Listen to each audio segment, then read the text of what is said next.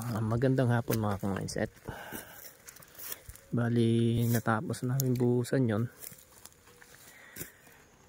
Naglilinis na kami ng cistern. Yan. Bali tambakan ng tubig. Panligo, panglaba, panghugas.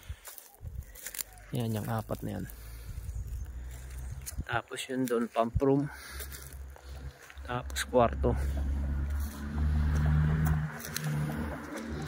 Yan, napakpak na namin yung mga forma. Susunod yan dito na sa kabila. Naglilinis lang. Ayusin lang yung cistern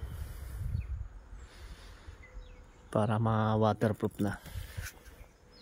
Tapos ito na yung ginawa namin. Okay, update ulit mga mindset.